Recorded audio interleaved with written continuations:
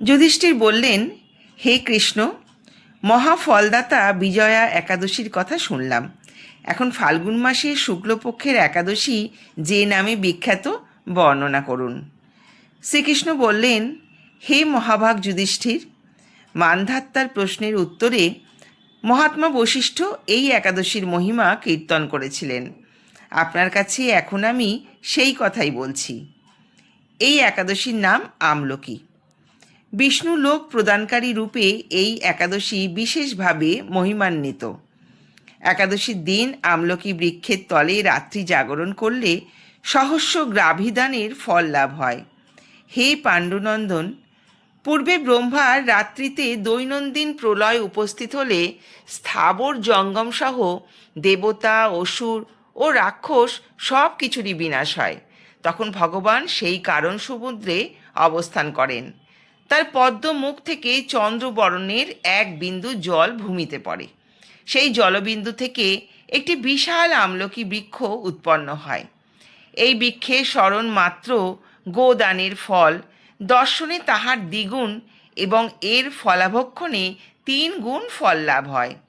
এই বৃক্ষে ব্রহ্মা, বিষ্ণু আর মহেশ্বর সর্বদা অবস্থান করেন। এর প্রতিটি শাখা প্রশাখা ও পাতায় ঋষি, দেবতা ও প্রজাপতিগণ বাস করেন।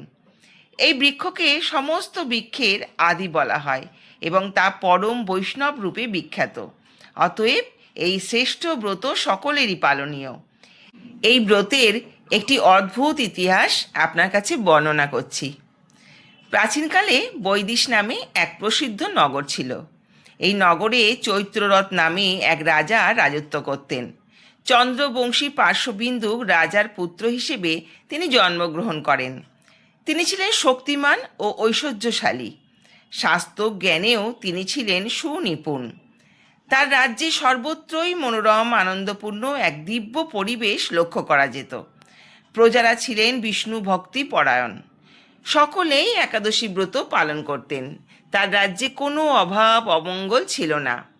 এইভাবে প্রজাদের নিয়ে রাজা চৈত্ররথ সুখে দিন যাপন করতে থাকেন। একসময় ফাল্গুনী শুক্লপক্ষের দ্বাদশী যুক্ত আমলকি একাদশী তিথি সমাগত হওয়ায় রাজ্যের সকলেই এই ব্রত পালনের সংকল্প করলেন। ওই দিন প্রাতঃস্নানের পর প্রজাদের নিয়ে রাজা ভগবান শ্রী বিষ্ণুর মন্দিরে যান। সেখানে সুবাসিত জলপূর্ণ কলস, ছত্র, বস্ত্র, পাদুকা, পঞ্চরত্ন ইত্যাদি দিয়ে সাজিয়ে স্থাপন করেন।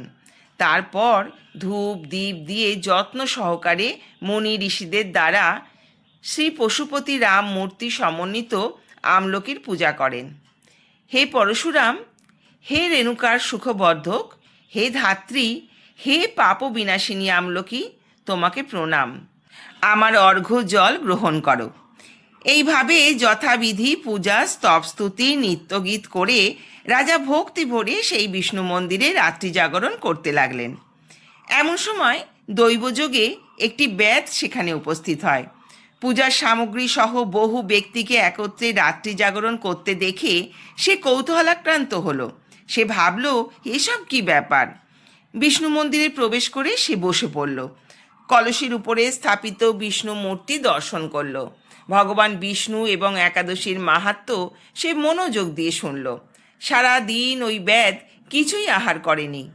এইভাবে ক্ষুধায় কাতর হয়ে সে সেখানে রাত্রি জাগরণ করল। পরদিন প্রজাসহ রাজা নগরের দিকে যাত্রা করলেন। তার ব্যাধও গৃহে ফিরে গেল। এরপর এক সময় ব্যাধের মৃত্যু হলো। একাদশীতে রাত্রি জাগরণ ব্রত প্রভাবে সেই ব্যাধ পরবর্তী জন্মে এক রাজ্যের অধীশ্বর রূপে নিযুক্ত হলো। জয়ন্তী নামে এক নগরী ছিল। সেখানে বিদুরথ নামে এক রাজা বাস করতেন। ওই ব্যাধ বিদুরথ রাজার মহাবলী পুত্ররূপে জন্মগ্রহণ করেন। তার নাম হয় বসুরথ। 1,00,000 গ্রামের অধিপত্য তিনি লাভ করলেন। তিনি ছিলেন সূর্যের মতো তেজস্বী, চন্দ্রের মতো কান্তিমান এবং পৃথিবীর মতো ক্ষমাশীল। বিভিন্ন সৎ গুণে ভূষিত বসুরথ পরম বিষ্ণুভক্তি পরায়ণ হন। এই মহাদাতা রাজা একবার শিকার করতে গিয়ে পথ ভুলে যান। গভীর জঙ্গলের মধ্যে ক্ষুধায় পীড়িত হয়ে তিনি ক্লান্তিবশত শুয়ে পড়েন। এমন সময় কতকগুলি পর্বত নিবাসী ম্লেচ্ছ রাজার কাছে এসে নানাভাবে উৎপীড়ন করতে থাকে। রাজাকে তাদের শত্রু মনে করে তারা তাকে হত্যা করতে চেষ্টা করে। পূর্বে এই রাজা আমাদের পিতা মাতা পুত্র পৌত্র সবাইকে মেরে ফেলেছে, আমাদের গৃহ ছাড়া করেছে। এই রকম বলতে বলতে ম্লেচ্ছরা রাজাকে হত্যা করতে উদ্যত হয়। তারা বিভিন্ন অস্ত্র শস্ত্রে তাকে আঘাত করতে থাকে, কিন্তু আশ্চর্যের বিষয় তাদের সকল প্রচেষ্টা ব্যর্থ হয়। রাজার কোনো ক্ষতি তারা সাধন করতে পারেনি। তখন রাজার শরীর থেকে নানা অলঙ্কারে বিভূষিতা এক পরমা সুন্দরী স্ত্রী মূর্তির আবির্ভূতা হন। মহাশক্তিধারিণী ওই নারী অল্প সময়ের মধ্যেই সকল পাপী ম্লেচ্ছকে নিধন করল।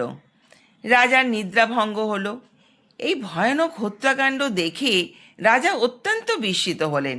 তিনি বলতে লাগলেন, আহা, আমার শত্রুদের হত্যা করে কে আমার প্রাণ রক্ষা করলো? এমন কৃপালু কে আছে? আমি তার প্রতি আমার কৃতজ্ঞতা প্রকাশ করছি।